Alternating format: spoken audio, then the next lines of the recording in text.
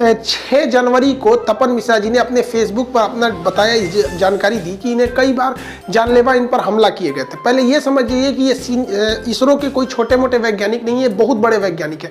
इसरो के जो radar commanding centre है उसमें इन्होंने अपना बहुत बड़ा योगदान दिया है। जो हमारे इनसेट सीरीज के जो सैटेलाइट है उनमें हो गया इनका योगदान। इवन कि ये भारत के जो इसरो की एक संस्था है इसरो एप्लीकेशन सेंटर, उसके ये डायरेक्टर है, यानी एक तरह से पूरा मैनेजिंग इन्हीं के कंट्रोल में रहता है। तो ये इसरो के एक बहुत ही सीनियर साइंटिस्ट है। इन्होंने कहा कि इनके ऊपर कई सारे दबाव बनाए गए।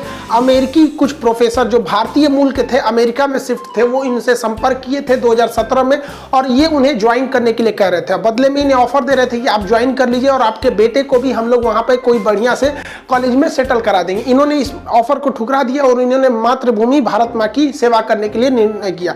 लेकिन इन्होंने बताया कि मई 2017 में इन्हें खाने में आर्सेनिक मिला दिया गया था। अब आर्सेनिक जो है वो एक ऐसा पदार्थ होता है जो रंगहीन गंधहीन होता है। ये आपको खाने में मिला दिया जाएगा तो ना उसका कलर चेंज करेगा, ना स्मेल आएगा, ना कोई टेस्ट आएगा, इसे कोई पता नहीं चलता है यहाँ पर। और ये क्या, इसकी सबसे बड़ी खराबी ये होती है कि अगर इसकी थोड़ी सी भी मात्रा अगर आप में चली गई, हालांकि हम आपको जब रेलवे वाला बैच पढ़ाए थे तो उसमें हम बताए थे कि आर्सेनिक से हमें क्या हो जाता है, व्हाइट फूट नामक रोग हो जाता है, कैडमियम से इटाई रोग होती है, किडनी खराब हो जाती है, मरकरी यानी पारा से हमें मिनीमाता नामक रोग हो जाता है, ये नाइट्रेट से ब्लू बेली सिंड्रोम हो जाता है, आयरन से लीवर सिरोसिस, फिर कॉपर से विल्सन नामक रोग होने लगते हैं। तो ये सारी चीज़ों को हम आपको बैच में बताए थे। और उसका यहाँ पे समझिए, जैसे ये हम अगर छोटी मोटी कम मात्रा में गया तो ये चमड़े गिरने लगते हैं, शरीर में छेद होने लगता है, त्वचा गिरने लगती है, ये नाखून झड़ने लगते हैं। लेकिन अगर इसकी एक रिफाइंड मात्रा को थोड़ी सी ही दिया जाएगा, एकदम बढ़िया से अगर इसे प्रयोगशाला में बना के जहर के रूप में दिया जाएगा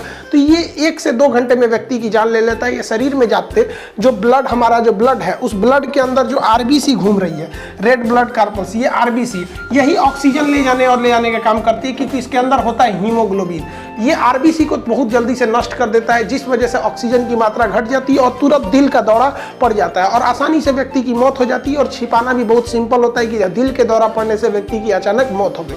तो इन्होंने बताया कि इन पर आर्सेनिक दिया गया था, जिस वजह से इनके त्वचा झड़ने लगे थे, इनकी नाखून गिरने लगे थे, बहुत सारे न्यूरो मतलब ब्रेन से संबंधित समस्या आ गई थी। हालांकि इनका ये कहना है कि गृह मंत्रालय एवं सुरक्षा विभाग ने इनका काफ़ी ध्यान रखा, जिस वजह से ये बच सके, इनका टाइम पे ट्रीटमेंट किया जा सका। हालांकि इसके बाद भी इन्होंने कहा कि कई बार इन्हें और भी मारने के अटेम्प्ट किए गए, हाइड्रोजन साइनाइड वगैरह कई तरह का प्रयास किया गया था इन्हें मारने के लिए। कि जब भी इन्हें मारने का प्रयास किया गया, एक नेचुरल प्रयास किया गया ताकि लोगों का शक न जा सके।